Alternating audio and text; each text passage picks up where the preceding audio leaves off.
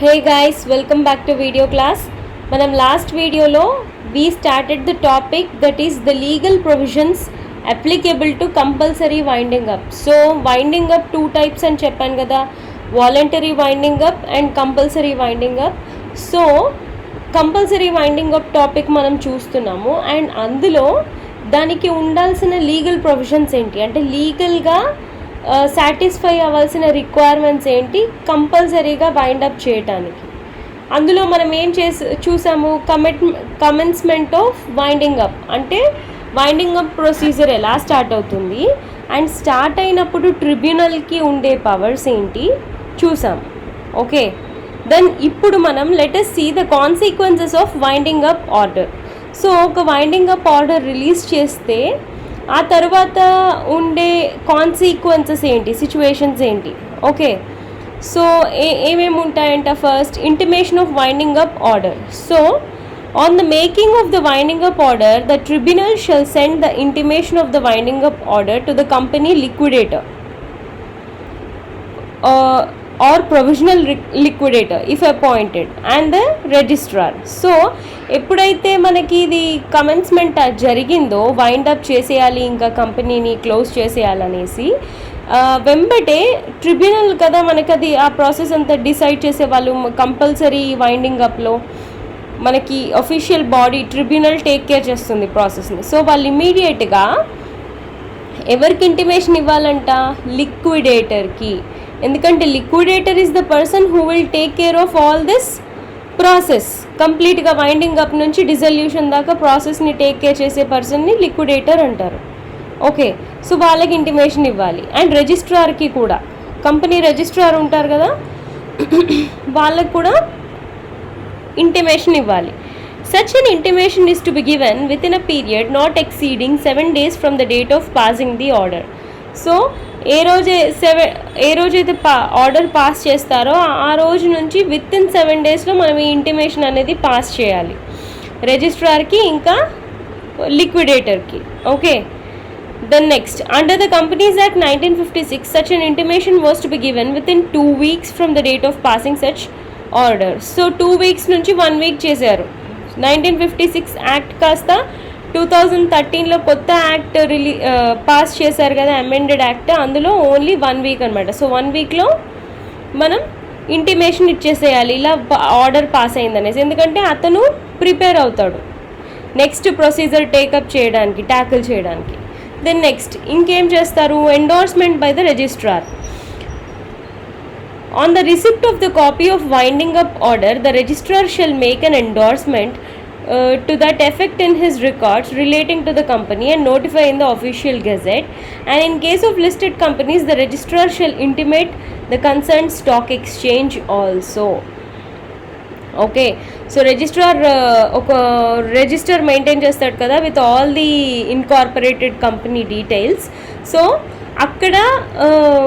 అక్కడ అతను ఎఫెక్టివ్గా ఉండటానికి ఫస్ట్ ఆఫీషియల్ గెజెట్లో నోటిఫికేషన్ ఇస్తాడు, ఇట్లా మేము ఎండోర్స్ చేసాము, ఈ పలానా కంపెనీ వైండప్ అవుతుంది అనేసి మేము ఎండోర్స్ చేసామని ఆఫీషియల్ గెజెట్లో ఇస్తారు, నోటిఫికేషన్ ఇస్తారు. అండ్ లిస్టెడ్ కంపెనీస్ కనుక ఉంటే ఆ లిస్టెడ్ కంపెనీస్ ఏ స్టాక్ ఎక్స్చేంజ్లో అయితే పార్టిసిపేట్ చేశాయో వాళ్ళకు కూడా ఇంటిమేషన్ ఇస్తాడు. ఓకే, అంటే అప్రూవల్ అనమాట. రిజిస్ట్రార్ ఇంకా ఓకే వైండప్ చేసుకోండి అని ఇచ్చే అప్రూవల్. ఎండోర్స్మెంట్ అంటే నాకు కూడా ఇదంతా నేను కూడా అక్నాలెడ్జ్ అయ్యి ఉన్నాను, నాకు కూడా అంతా ఇంటిమేషన్ వచ్చింది అనేసి ఇతను ఎండోర్స్ చేస్తాడు. ఓకే, దెన్ నెక్స్ట్ స్టెప్ ఏంటి, order to be a notice of discharge. The winding up order shall be deemed to be a notice of discharge to the officers and employees of the company. So జనరల్గా మనకి ఒక company work చేయట్లేదు, wind up అవ్వటం start అయింది అంటే ఇండైరెక్ట్గా ఏంటి దాని అర్థం, ఇంకా కంపెనీ ఎంప్లాయీస్ ఆ కంపెనీ కోసం వర్క్ చేయాల్సిన అవసరం లేదనేసే కదా. So it is deemed. So winding up order వచ్చిందంటేనే ఆఫీసర్స్ ఎంప్లాయీస్ అలా కన్సిడర్ చేసుకోవచ్చు. This is so because the employment being conditional on the continued existence of the company. Employment అనేది ఎప్పుడు ఉంటుంది, కంపెనీ ఉంటుందనే నమ్మకం ఫ్యూచర్లో కూడా ఉన్నప్పుడే కదా ఉండేది. So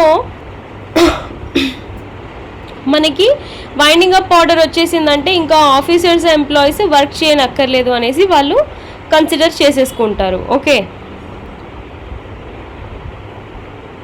it ceases when company is wound up, but where the business of the company is continued, the order shall not be considered as a notice of discharge. So in some cases మనకి dissolution దాకా ఇంకా reach అవ్వలేదు, only winding up procedure start అయింది, కానీ కంపెనీకి ఇంకా దాని legal powers, legal rights అలాగే ఉన్నాయి, బిజినెస్ కంటిన్యూ అవుతుంది అనుకోండి. అలాంటి సిచ్యువేషన్స్లో మాత్రం ఎంప్లాయీస్ ఒక వైండింగ్ అప్ ఆర్డర్ని ఒక ఏమంటారు డిశ్చార్జ్ ఆర్డర్ లాగా వాళ్ళకి తీసుకోకూడదు అనమాట. అంటే వాళ్ళు వర్క్ ఆపేయనక్కర్లేదు అన్నట్టుగా అండర్స్టాండ్ చేసుకోకూడదు. అదర్వైజ్ బిజినెస్ కంటిన్యూ అవ్వట్లేదు, వైండింగ్ అప్ ప్రాసెస్ చాలా ఫాస్ట్గా జరుగుతుంది అంటే మాత్రం వాళ్ళు ఇంకా they can stop working for the company. So అలా అర్థం చేసుకోవాలి వైండింగ్ అప్ ఆర్డర్ని employees and officers. Then next, effect of winding up order. The winding up order shall operate in favor of all the creditors and of all the contributories of the company as it had been made on the joint petition of a creditor and contributory. ఎవరికి అసలు first ఒక company wind up అవుతుందంటే బాగా first interest ఉండేది డెఫినెట్గా మనకి అప్పిచ్చిన వాళ్ళకి, మన కంపెనీలో డబ్బులు తీసుకొచ్చి ఇన్వెస్ట్ చేసిన వాళ్ళకి. Yes are no? సో వాళ్ళిద్దరే కనుక పిటిషన్ పెట్టారనుకోండి వైండప్ చేయమని, అంటే మేము ఎంత మేము అప్పిచ్చినా ఇన్వెస్ట్ చేసినా అంత పర్ఫార్మెన్స్ లేదు ఈ బిజినెస్కి, సో వైండప్ చేయొచ్చు అనేసి పిటిషన్ వాళ్ళు పెట్టినా ఇంకో రకంగా పెట్టినా కూడా వాళ్ళకి ఫేవర్గానే వైండింగ్ అప్ ప్రాసెస్ జరగాలి. ఎందుకంటే వాళ్ళ డబ్బులతోనే కదా ఆ బిజినెస్ జరుగుతుంది. సో అప్పిచ్చిన వాళ్ళకి పే బ్యాక్ చేయాలి, అసెట్స్ని లిక్విడిఫై చేసి, యాజ్ వెల్ యాజ్ ఇన్వెస్టర్స్కి ఫస్ట్ అప్పిచ్చే క్రెడిటర్స్కి ఇంపార్టెన్స్, అప్పు ఎవరైతే ఇచ్చారో వాళ్ళకి పే బ్యాక్ చేసేయాలి. దెన్ లేటర్ ఆన్ అసెట్స్ ఇంకా ఏమైనా మనకి సర్ప్లస్ మిగిలితే మన కాంట్రిబ్యూటరీస్కి, అదే మెంబర్స్కి మనం అది వాళ్ళ రైట్స్ ప్రకారంగా పంచిపెట్టేసేయాలి. Okay, so winding up order effect ఇలా ఉంటుంది. Then next, suits are proceedings only with permission of tribunal.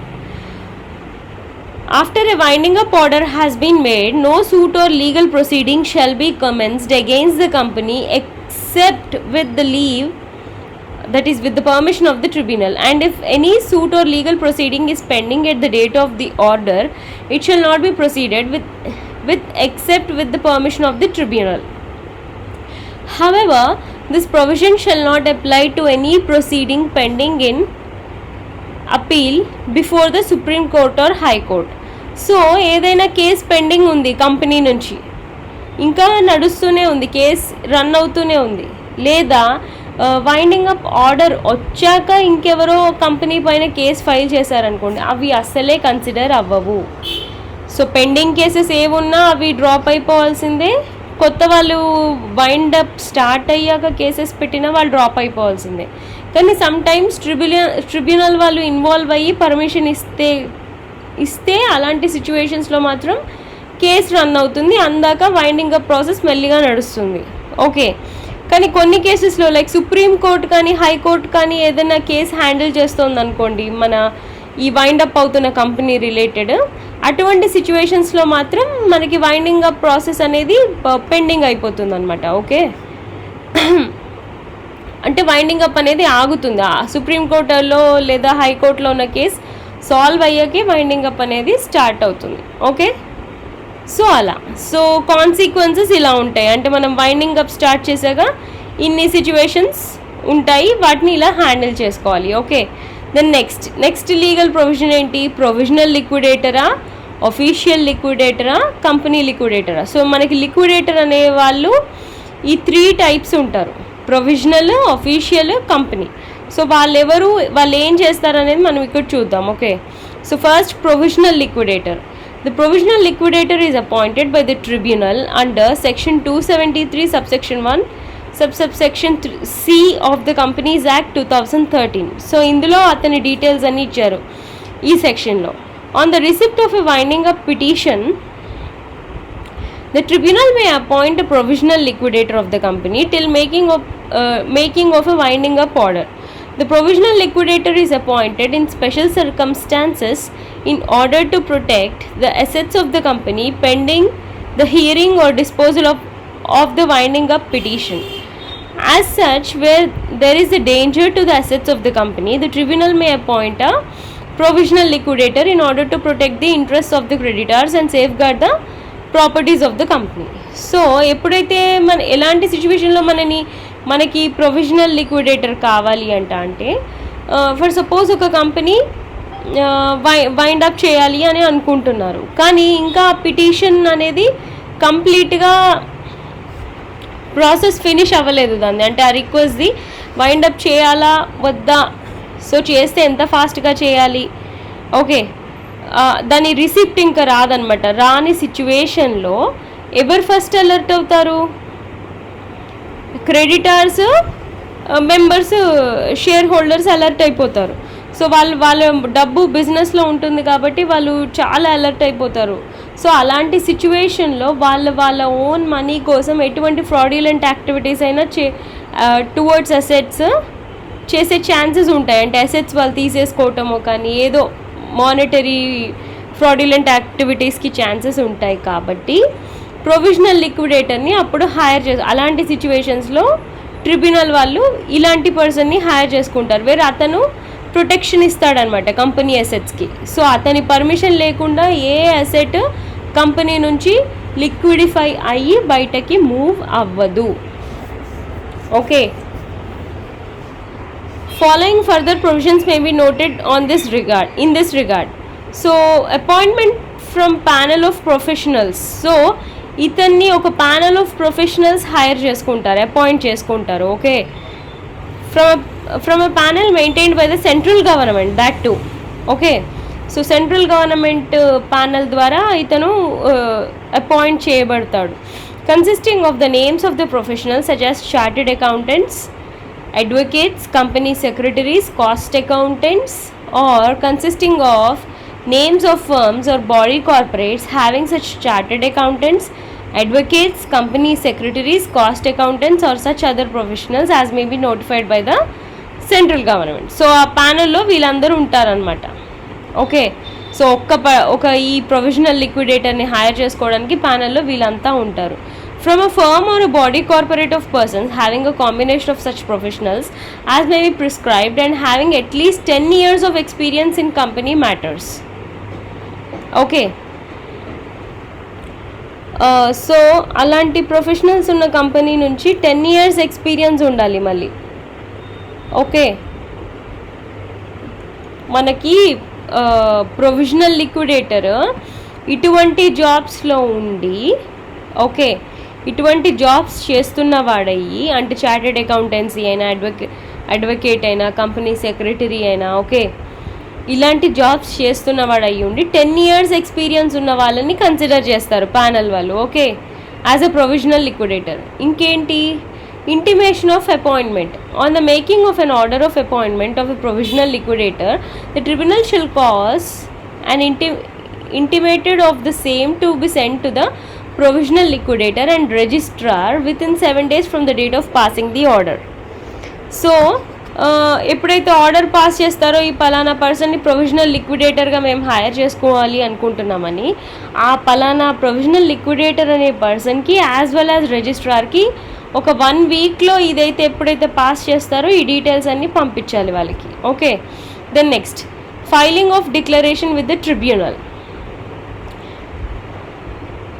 On his appointment, the provisional liquidator shall file a record in the prescribed form with the tribunal disclosing the conflict of interest. So, అతన్ని hire చేసుకుంటున్నామని అతనికి చెప్పాక, appointment అతనికి వెళ్ళాక, అతనికి ఏమైనా conflict ఉంటే, problem ఉంటే అతను ట్రిబ్యునల్కి ఎంబటే డిస్క్లోజ్ చేసుకోవాలి ఆ ప్రాబ్లమ్ని.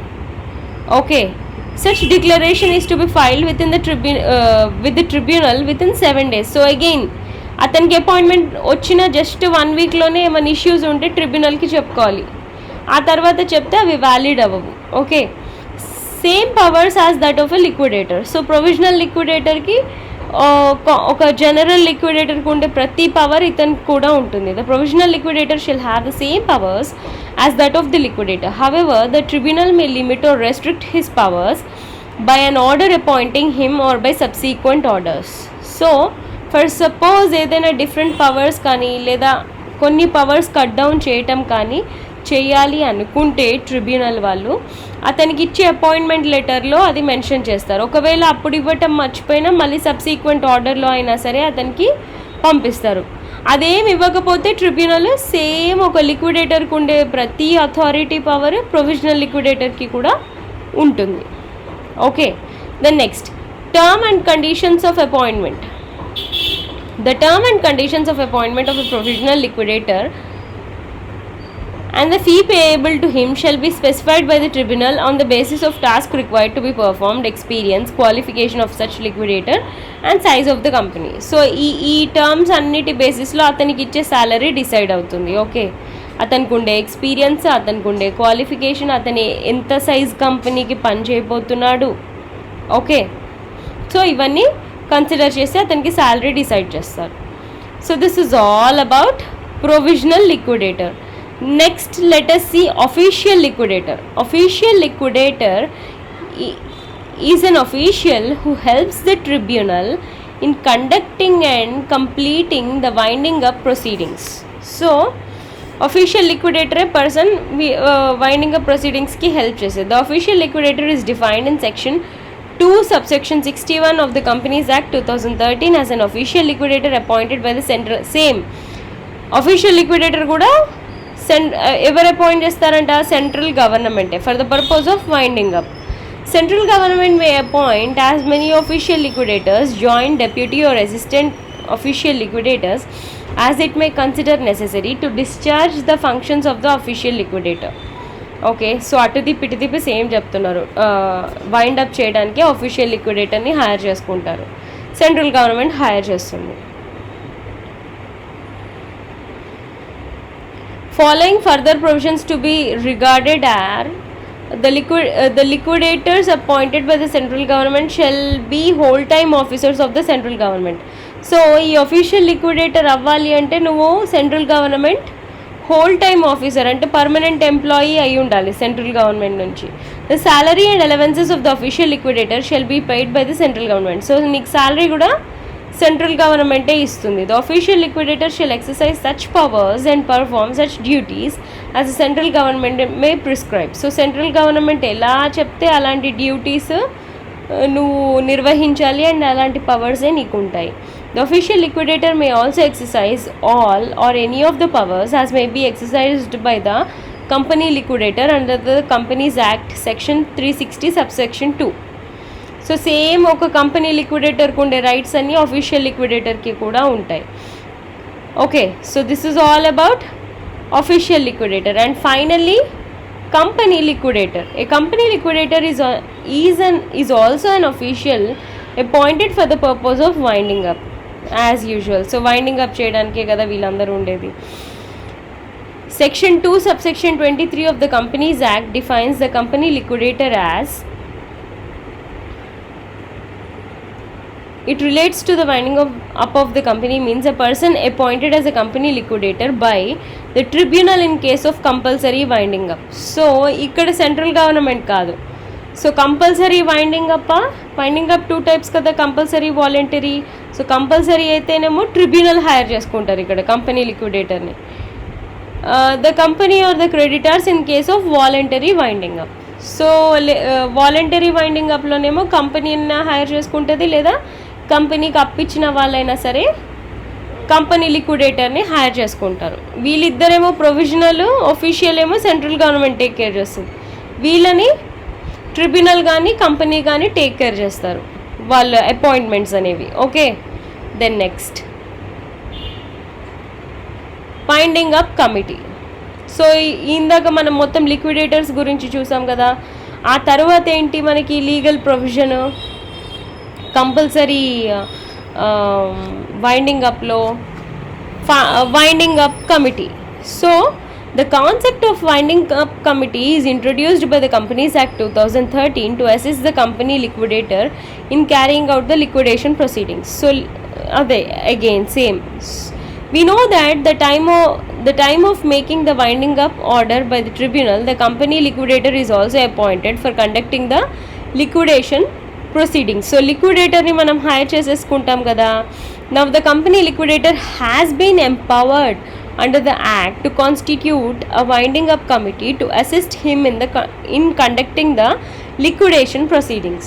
సో అతను ఒక్కడే లిక్విడేటర్ ఒక్కడే మొత్తం ట్యాకిల్ చేయలేడు కాబట్టి సో అఫీషియల్గా అతనికి పవర్ ఇస్తారనమాట, నువ్వు ఒక కమిటీని ఏర్పరచుకో నీకు హెల్ప్ చేయడానికి, ఈ వైండింగ్ అప్ ప్రొసీజర్ అంతా టేక్ కేర్ చేయడానికి అనేసి. ఓకే, సో ఇదంతా ఎక్కడ ఇచ్చారు మనకి ఇన్ఫర్మేషన్? సెక్షన్ 277లో ఇచ్చారు, కంపెనీస్ యాక్ట్ 2013.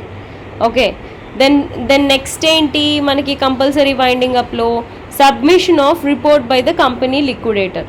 మనం 1 by 1 చూస్తున్నాం ఇందులో కమెన్స్మెంట్ దగ్గర నుంచి. ఓకే, మీరు ఆర్డర్ అర్థం చేసుకోండి. ఇక్కడ లీగల్ ప్రొవిజన్స్లో ఇదంతా డిస్కస్ చేస్తుంది. ఫస్ట్ కమెన్స్ చేసాము, స్టార్ట్ చేసాం వైండింగ్ అప్ ప్రాసెస్. స్టార్ట్ చేశాక ట్రిబ్యునల్ పవర్స్ గురించి మాట్లాడుకున్నాక వైండింగ్ అప్ ఆర్డర్ ఇచ్చాక జరగాల్సిన సిచ్యువేషన్స్ గురించి మాట్లాడుకున్నాం. తర్వాత ఆర్డర్ వచ్చేసింది, ఇప్పుడు లిక్విడేటర్ని హైర్ చేసుకోవాలి. సో మన కంపెనీ ఉన్న పరిస్థితిని బట్టి ఆ పరిస్థితికి ఎటువంటి లిక్విడేటర్ సూట్ అవుతే అటువంటి లిక్విడేటర్ని హైర్ చేసుకుంటాం. ప్రొవిజనలా, అఫీషియలా, కంపెనీ లిక్విడేటరా. ఇదంతా అయిపోయాక నెక్స్ట్ ఏంటి? Winding up committee. లిక్విడేటర్ రెడీగా ఉన్నాడు కాబట్టి ఇప్పుడు అతను ఒక్కడే ట్యాకిల్ చేయలేడు కదా సిచ్యువేషన్ని. సో అతనికి ఒక కమిటీని ఏర్పరచుకోమని అతనికి పర్మిషన్ ఇస్తున్నాం. ఓకే, పర్మిషన్ ఇచ్చాక ఇప్పుడు ఏంటంట, submission of the report by the company liquidator. So వాళ్ళ కమిటీ ఏర్పరచుకున్నాక అతను ఇప్పుడు రిపోర్ట్ సబ్మిట్ చేయాలి. దేని గురించి? వితిన్ 60 days అతను సబ్మిట్ చేయాలి. అంటే ఒక 2 monthsలో ఎప్పుడైతే ఆర్డర్ పాస్ అయ్యి కమిటీ ఏర్పరచుకొని ఇదంతా జరుగుతుందో ఆ తర్వాత 2 monthsలో అతను ఒక రిపోర్ట్ ప్రిపేర్ చేయాలి. దేని గురించి? ఆ రిపోర్ట్లో ఏమేమి అతని ఇంటిమేట్ చేయాలంట అంటే,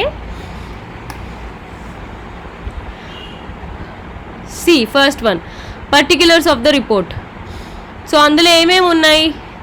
The report of company liquidator shall contain the nature and details of the assets of the company. So మనం ఈ యూనిట్ స్టార్ట్ చేసినప్పుడు బేసిక్గా డిస్కస్ చేసాం కదా, ఎలా చేస్తారు వైండింగ్ అప్ అంటే సింపుల్ 3 steps. ఏంటి? ఫస్ట్ ఏమో అసెట్స్ని లెక్క పెట్టుకుంటారు, అసెట్స్ని వాల్యూ రూపంలోకి కన్వర్ట్ చేసి అప్పులు ఎన్ని ఉన్నాయి తెలుసుకుంటారు.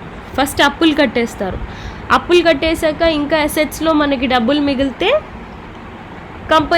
కంపెనీ ఇన్వెస్టర్స్, కాంట్రిబ్యూటరీస్ ఉంటారు కదా, షేర్ హోల్డర్స్, వాళ్ళకి వాళ్ళ రైట్స్ ప్రకారంగా అంటే వాళ్ళు ఎంత ఇన్వెస్ట్ చేశారో ఆ ఇన్వెస్ట్మెంట్ ప్రకారంగా మిగిలిన డబ్బులు వాళ్ళకి పనిచేస్తారు కదా, అది ప్రాసెస్. సో అందుకు అతను రిపోర్ట్లో ఇవన్నీ డీటెయిల్స్ సబ్మిట్ చేయాలన్నమాట. ఏంటి?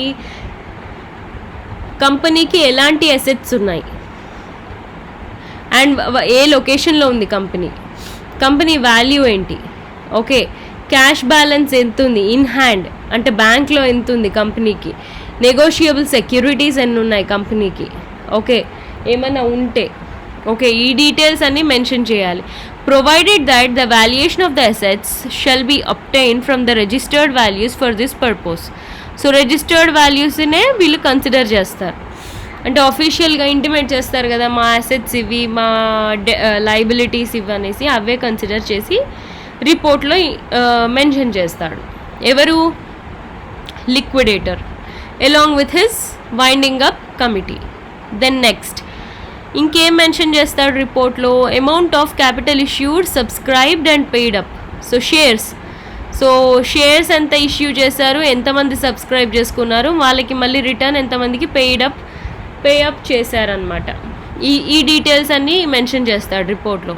ఇంకా the existing and contingent liabilities of the company including names, addresses and occupations of its creditors. So అప్పులు ఇచ్చిన వాళ్ళ డీటెయిల్స్, వాళ్ళ కంపెనీ ఎంత కట్టాలో ఆ details, stating separately the amount of secured and unsecured debts.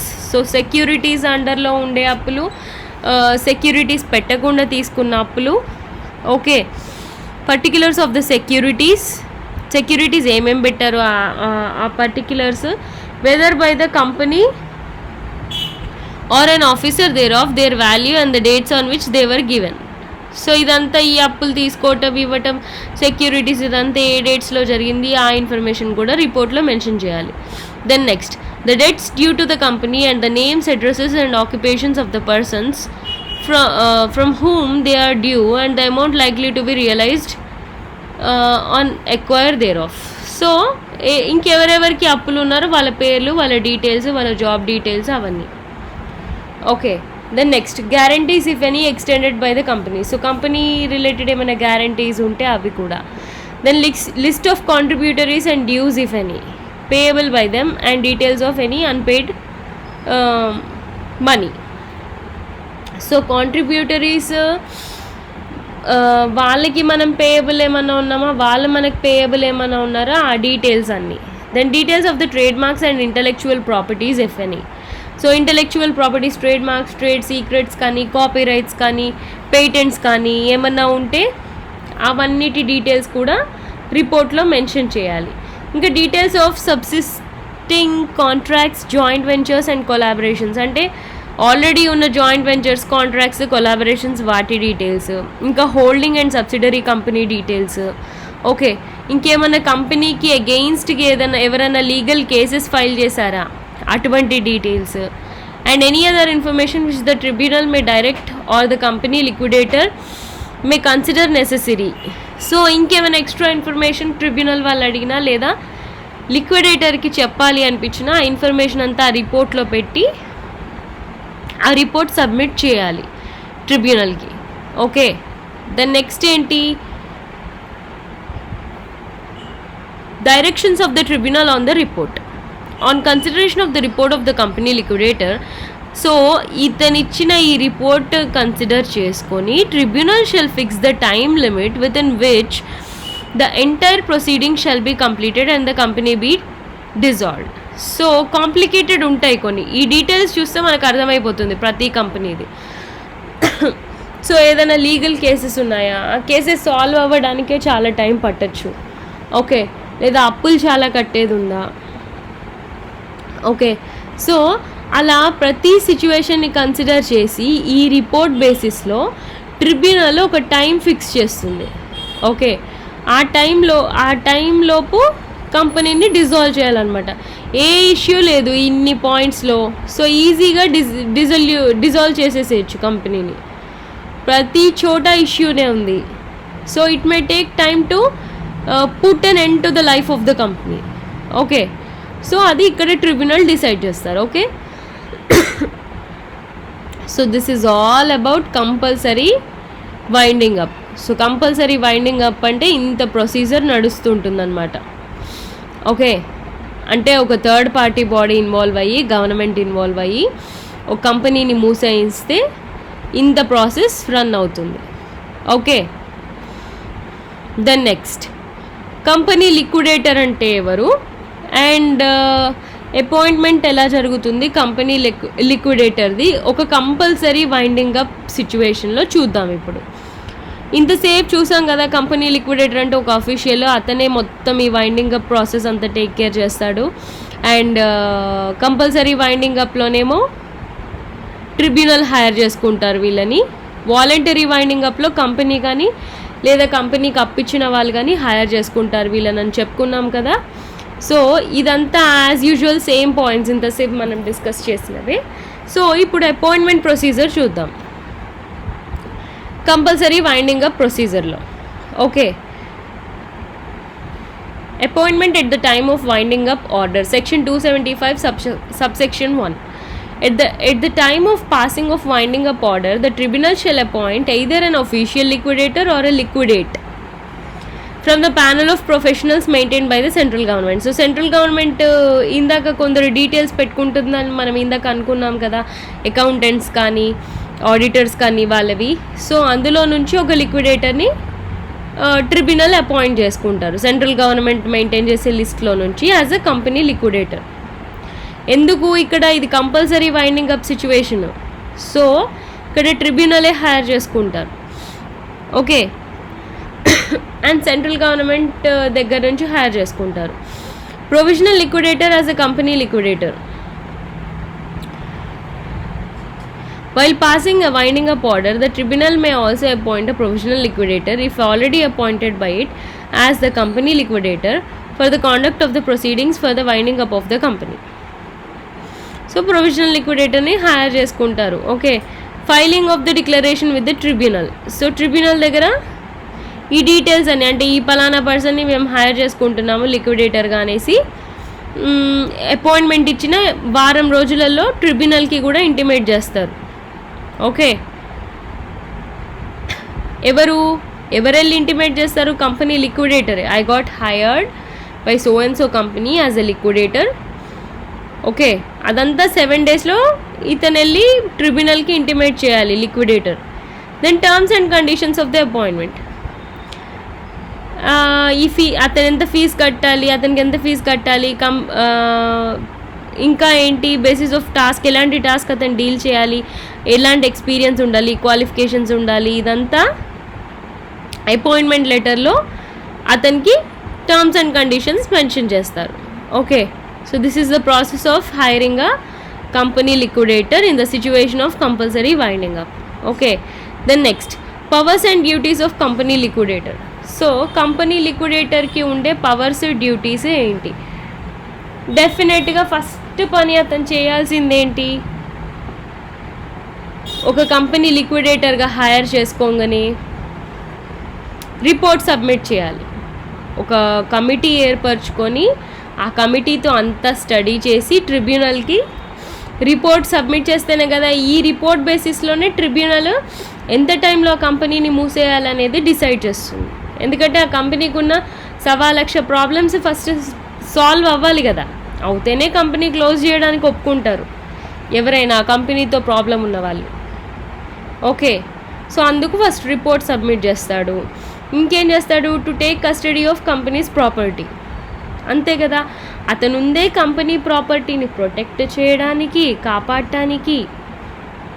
And ఆ ప్రాపర్టీ సరిగ్గా company మూసేసే టైంకి అప్పులు ఇచ్చిన వాళ్ళకి, డబ్బులు ఇన్వెస్ట్ చేసిన వాళ్ళకి పంచటానికి. ఓకే, సో ఆ బాధ్యతంతా టేకప్ చేస్తాడు. To have regard to the directions of creditors or contributors. So ఎవరు, నేను ఇందాక చెప్పాను ఆల్రెడీ, ఫస్ట్ ఇంట్రెస్ట్ ఎవరికి ఉంటుందంటే అప్పు ఇచ్చిన వాళ్ళకి, డబ్బులు ఇన్వెస్ట్ చేసిన వాళ్ళకి. సో వాళ్ళ ఇంట్రెస్ట్ అనేది ఇతను కన్సిడర్ చేయాలి, వాళ్ళకి ఫేవర్లోనే నడుచుకోవాలి. ఇప్పుడు వాళ్ళకి అప్పు ఉంది, నీకు నేను కట్టను, నేను ఇంకేదో యూజ్ చేసుకుంటాను ఈ డబ్బులు అంటే వాళ్ళు అసలే ఊరుకోరు, ఎందుకంటే వాళ్ళ డబ్బులతోనే స్టార్ట్ చేసిన బిజినెస్ అది. ఓకే, సో వాళ్ళ రిగార్డ్లోనే మనం, వాళ్ళ డైరెక్షన్స్లోనే అతను నడుచుకోవాలి కంపెనీ లిక్విడేటర్. ఇంకేం చేయాలి అతను? To summon meetings of the creditors or contributories. So creditor meetings, contributory meetings అనేవి అతను కండక్ట్ చేయాలి, కాల్ చేయాలి అనమాట. May call the general meeting of creditors or contributories for the purpose of ascertaining their wishes. అంటే వాళ్ళకి ఏం కావాలి, ఇలా పలానా కంపెనీ క్లోజ్ చేస్తుంటే వాళ్ళు ఏమనుకుంటున్నారు, ఏం ఎక్స్పెక్ట్ చేస్తున్నారు తెలుసుకోవడానికి మీటింగ్స్ అనేవి కండక్ట్ చేయాలి. ఇంకేం చేస్తాడంట? To keep proper books. So books అంటే ఏంటి? In prescribed manner. So tribunal ఏది రిక్వెస్ట్ చేస్తే ఆ ఫార్మాట్ ప్రకారంగా రికార్డ్స్ అనేవి మెయింటైన్ చేయాలి లిక్విడేటర్. ఇంకేం చేయాలి? టు సబ్మిట్ ద అకౌంట్స్ అంటే ఆ ప్రస్తుతం ఉన్న సిచ్యువేషన్ ఏంటి కంపెనీది, ప్రాఫిట్స్ ఎన్ని ఉన్నాయి, లాసెస్ ఎన్ని ఉన్నాయి,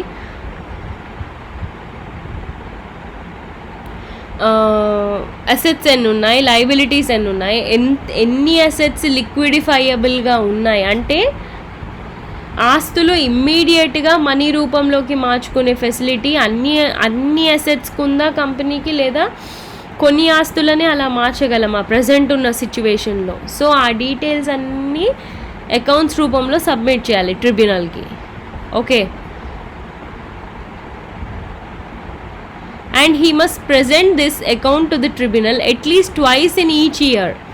during his tenure of office. So అతను ఎప్పుడైతే హైర్ చేయబడతాడో వైండింగ్ అప్ అనగానే ఇమ్మీడియట్గా ఇవాళ వైండ్ అప్ చేద్దాం అనుకోగానే నెక్స్ట్ డే వైండ్ అప్ చేసేయలేము ఏ కంపెనీనైనా. It takes time. సో ఒక 1 year టైం పట్టింది అనుకోండి, అతను ఈ అకౌంట్ రిలేటెడ్ డీటెయిల్స్ ట్వైస్ అన్నీ ఇవ్వాలి ఒక ఇయర్లో. 2 times అన్న ట్రిబ్యునల్కి సబ్మిట్ చేయాలి లిక్విడేటర్. ఇంకేం చేస్తాడు, to appoint an advisory committee.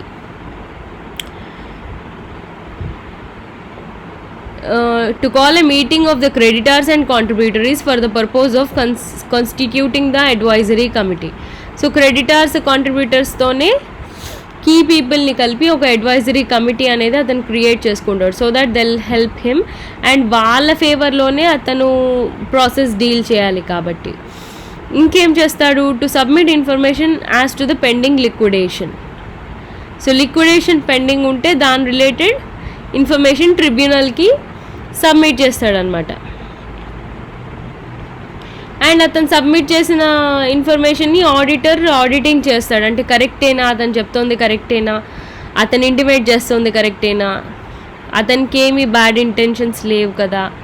Okay, so ఇవన్నీ ఇది ఎప్పుడు అతను సబ్మిట్ చేయాలి, ఇదంతా within 2 months of the expiry of the first year. So liquidation year start అయితే ఇయర్ ఎండింగ్ అయిపోతుంది, ఇంకా 2 months ఉంది అనే లోపు ఇటువంటి ఇన్ఫర్మేషన్ అనేది అతను పెండింగ్ లిక్విడేషన్ ట్రిబ్యునల్కి సబ్మిట్ చేయాలి.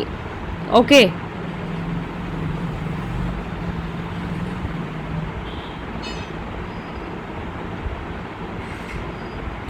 Powers of company liquidator. ఇదంతా ఏంటి, ఇంతసేపు మనం చూసిందంతా ఏంటి, duties. Okay, then now let us see powers. Power of a company liquidator to carry on the business of the company so far as may be necessary for the beneficial winding up of the company. Sometimes winding up procedure start అయినా కూడా business continue అవుతుంది, అలాంటి situations ఉంటాయి. So అలాంటి సిచ్యువేషన్స్లో అది నడిపించగలిగే power company లిక్విడేటర్కు ఉంటుంది. To do all acts and to execute in the name and behalf of the company all deeds, receipts and other documents, and for that purpose to use when necessary the company's seal. So company stamp use చేసే authority కూడా power కూడా company లిక్విడేటర్కి ఉంటుంది. Okay, so company related ప్రతి పని చేయించడానికి and ప్రతి document stamp వేసి సీల్ చేసే అథారిటీ కంపెనీ లిక్విడేటర్కి ఉంటుంది. Then to sell the immovable and movable property and actionable claims of the company by public auction or private contract with power to transfer such property to any person or body corporate or to sell the same in the parcels. So first చేయాల్సింది అతనే అదే పని కదా, first assets అన్నిటినీ అమ్మాలి, అమ్మితే వచ్చిన డబ్బుని పంచిపెట్టాలి. సో ఆ ప్రాసెస్ అన్నమాట. సత్యం కంపెనీ అప్పుడు జరిగింది కదా, సత్యం కంప్యూటర్ సర్వీసెస్ వాళ్ళు ఫ్రాడ్యులెంట్ యాక్టివిటీ చేసినప్పుడు నేను చెప్పాను కదా, బిడ్డింగ్ జరిగినప్పుడు L&T కంపెనీ వాళ్ళు అండ్ మహీంద్రా వాళ్ళు ఇద్దరు పోటీ పడ్డారు ఆ కంపెనీని కొనుక్కోవడానికి. మహీంద్రా వాళ్ళు బిజినెస్ డైవర్సిఫికేషన్ కోసం కొనుక్కోవాలనుకున్నారు అండ్ ఓవరాల్గా L&T మీద మహీంద్రా వాళ్ళే విన్ అయ్యారు. సో ఈ ప్రాసెస్ అంతా లిక్విడేటరే టేక్ కేర్ చేస్తాడు. ఓకే, ఇంకేంటి, to sell the whole of the undertaking of the company as a going concern. So అమ్మటమే అతని పని, ఎందుకంటే ఓవరాల్గా క్లోజ్ చేయాలి కాబట్టి. So it's a going concern అని అతను కన్సిడర్ చేసుకోవాలి. To raise any money required on the security of the assets of the company. So company అసెట్స్కి ఉండే సెక్యూరిటీస్ మీద మనీ రైజ్ చేయాలనుకుంటే అతనే చేయాలి. Okay, to institute or defend any suit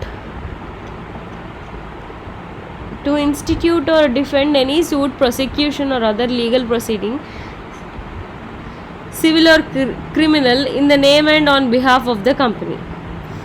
okay, so already మనం చెప్పుకున్నాం కదా, ఒక్కసారి వైండింగ్ అప్ ప్రాసెస్ స్టార్ట్ అయితే ఇంకెవరు కేసు ఫైల్ చేయడానికి వీల్లేదు అనేసి, unless and until tribunal permission ఇస్తే కానీ లేదా సుప్రీం కోర్ట్ కానీ హైకోర్టు కానీ ఆ కంపెనీ రిలేటెడ్ కేసు హ్యాండిల్ చేస్తే తప్పితే ఇంకెవ్వరూ బైండింగ్ అప్ స్టార్ట్ అయ్యాక కంపెనీ మీద కేసు ఫైల్ చేయడానికి స్కోప్ లేదనమాట.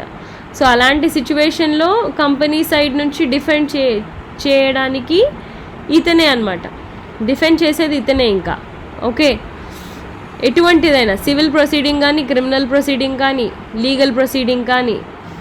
Okay, to invite and settle claim of creditors, employees or any other claimant. So ఎవరెవరికి డబ్బులు ఇవ్వాలో వాళ్ళందరికీ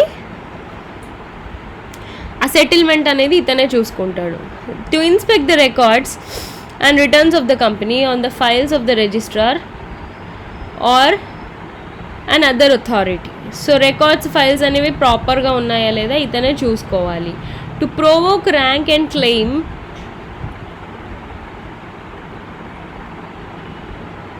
in the insolvency of any contributory for any balance against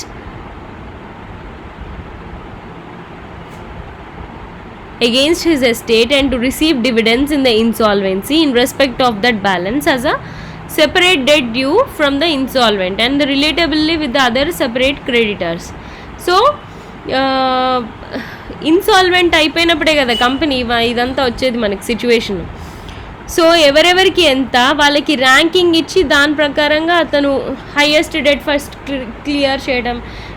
so order ప్రకారంగా and importance ప్రకారంగా debts clear చేస్తూ పోతుంటాడు. Okay, to draw, accept and make and endorse any negotiable instruments including check, bill of exchange, hundi or promissory note in the name and on behalf of the company with the same effect with respect to the liability of the company as if such instruments had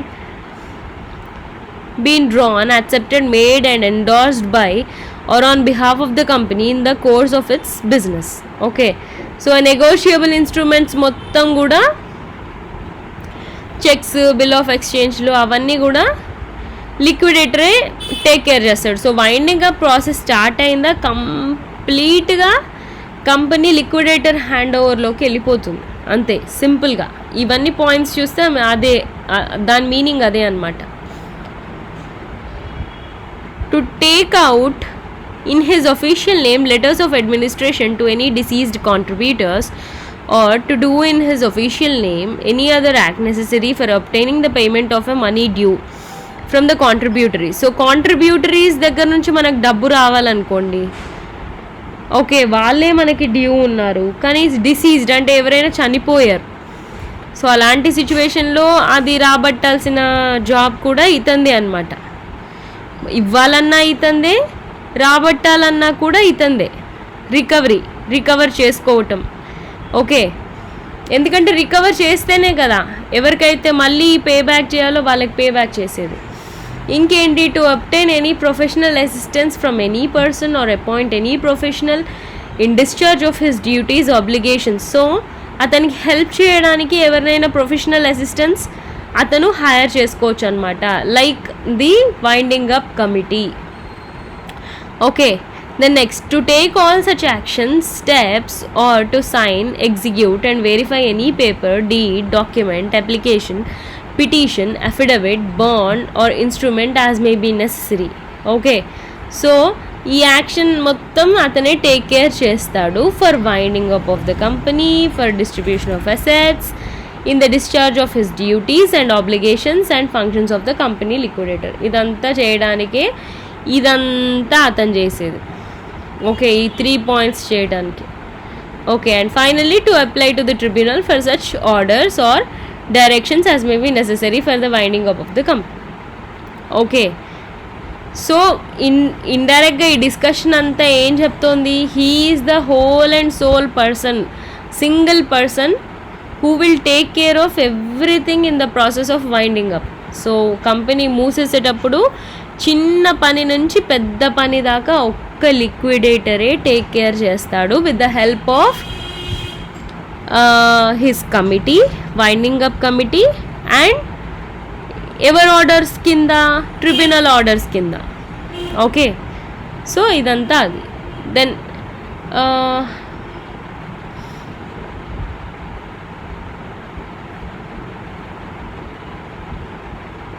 Yeah, the next topic, general powers of the tribunal in case of compulsory winding up. So ఇదంతా liquidator గురించి చూసాం కదా, ఇప్పుడు tribunal గురించి చూద్దాం. So ట్రిబ్యునల్కి ఉండే power ఏంటి compulsory winding up ప్రాసెస్లో? ఫస్ట్ ఏంటి, stay of winding up proceedings. So డెఫినెట్గా okay, tribunal may still make and order staying, అంటే స్టే ఆర్డర్స్ ఇవ్వచ్చు సడన్గా. అంటే వైండింగ్ అప్ ఆర్డర్ రిలీజ్ చేశారు, పాస్ చేశారు, వైండింగ్ అప్ ప్రాసెస్ స్టార్ట్ అయింది. స్టార్ట్ అయినా కూడా మధ్యలో వైండింగ్ అప్ ప్రాసెస్ని ఆపేయాలన్నా కూడా ఆ స్టే ఆర్డర్ ఇవ్వగలిగే వాళ్ళు ఎవరు? ట్రిబ్యునల్సే. Okay, then next, settlement of list of contributories. So, after making the winding up order, the tribunal shall have the power to make the list of contributaries, that is the shareholders who are liable to contribute to the assets of the company. So, ఎంతసేపు మనం pay back చేయటం కాదు. Okay, ఎవరైతే మనకి due ఉన్నారో, మనకి return pay చేయాల్సిన బాధ్యత ఉందో, who are liable share holders, వాళ్ళ దగ్గర నుంచి వాళ్ళ లిస్ట్ ఫస్ట్ ప్రిపేర్ చేయాలి. If this requires the rectification of the register of the members, the tribunal may also do in all cases where the rectification is required under the companies act. After settling the list, the tribunal shall have the power to cause the assets of the company to be collected and applied in the discharge of the liabilities. Okay, so ఏదైనా అది మనకి pass on కాలేదు, ఇంకా లయబిలిటీలోనే ఉంది అంటే అది pass on చేయించి దాన్ని మళ్ళీ మనకున్న లయబిలిటీస్ డిశ్చార్జ్ చేసుకోవడానికి వాడుకుంటాం. సో అదంతా ట్రిబ్యునల్ చేయిస్తుంది. Okay, then next, summoning and examination of suspected persons. So మనకి సస్పెక్టెడ్ పర్సన్స్ ఉంటారు కదా బిజినెస్ ప్రొసీజర్లో, ఎవరి వల్ల అయితే అప్పు పెరగటమో, బిజినెస్ పర్ఫార్మెన్స్ లేకపోవటమో, ఓకే మనకి డబ్బులు కట్టాల్సిన వాళ్ళు ఎస్కేప్ అవ్వటమో, ఓకే అలాంటివన్నీ ఉంటాయి కదా. సో వాళ్ళని ఎగ్జామిన్ చేయటం, వాళ్ళని కంట్రోల్లోకి తీసుకోవడం అనేది ట్రిబ్యునలే టేక్ కేర్ చేస్తుంది. ఇక్కడ చూడండి, any person whom it deems capable of giving information concerning the promotion, formation, trade, dealings or other affairs of the company. If on the examination such person admits that he is indebted to the company or has any property belonging to the company in his possession, చూడండి అతను అప్పుగా ఉన్నాడు మన కంపెనీకి, లేదా మన property ఏదో అతని చేతిలో ఉంది, ట్రిబ్యునల్ అదంతా టేక్ కేర్ చేసి ట్రిబ్యునల్ హ్యాండ్ ఓవర్కి వచ్చేలాగా చేసుకుంటారు. Okay, then next, payment of money by contributory and allowing set off. So మనకి ఎవరైతే ఇక్కడ బాకీ ఉన్నారో వాళ్ళ దగ్గర నుంచి మనం పేమెంట్ తీసేసుకుంటేనే కదా మనం next process winding up process చేసేది. సో ఆ సెటిల్మెంట్ ప్రాసెస్ అంతా కూడా ట్రిబ్యునల్లే టేక్ కేర్ చేస్తుంది. Then next, making the cause that is calling the money due on shares. So money shares తీసుకొని అందులో మనీ కట్టాల్సిన వాళ్ళు డ్యూ ఉంటారు కదా, మనీ ఇన్వెస్ట్ చేయాల్సిన వాళ్ళు. సో వాళ్ళ దగ్గర నుంచి కాల్ వాళ్ళకి ఇచ్చేసి వాళ్ళ దగ్గర నుంచి మనీ రాబట్టుకుంటారనమాట ట్రిబ్యునల్ వాళ్ళు. ఓకే, లిక్విడేటర్ ఏమో ఉన్న వాటిని ఎట్లా అసెట్స్ని లిక్విడిఫై చేసి పంచాలి, అప్పులు కట్టాలి అని లిక్విడేటర్ ఆలోచిస్తాడు. అండ్ ట్రిబ్యునల్ ఏంటి, మనకి రావాల్సినవేంటో బాకీలు అవి క్లియర్ అయ్యేలాగా ట్రిబ్యునల్ వాళ్ళు చూస్తున్నారు. ఇంకేం చేస్తారంట నెక్స్ట్, ఇంకేం అథారిటీ ఉంది ట్రిబ్యునల్కి, adjustment of rights of the contributories. Okay, so rights ఎవరైతే డబ్బులు ఇన్వెస్ట్ చేస్తారో వాళ్ళకి సర్ప్లస్ డివైడ్ చేయాలి కదా మనం క్రెడిటర్స్కి కట్టేశాక.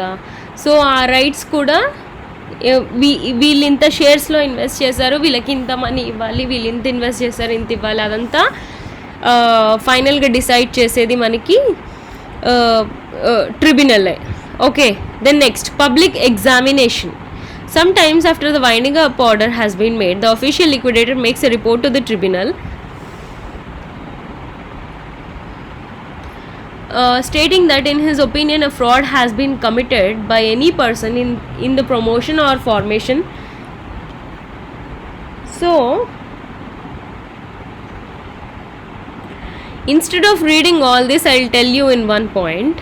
ఎవరైనా ఒక పర్సన్ కంపెనీ ఫార్మేషన్ అప్పుడు, ఓకే, ఇన్కార్పొరేషన్ అప్పుడు, లేదా కంపెనీ రన్నింగ్ ప్రాసెస్లోనో ఏదైనా ఫ్రాడ్యులెంట్ యాక్టివిటీ చేస్తే, తప్పు పని చేస్తే, ఫ్రాడ్ కమిట్ చేస్తే, అలాంటి సిచ్యువేషన్లో పబ్లిక్గా అతన్ని ఎగ్జామిన్ చేసే అథారిటీ ట్రిబ్యునల్కి ఉంటుంది.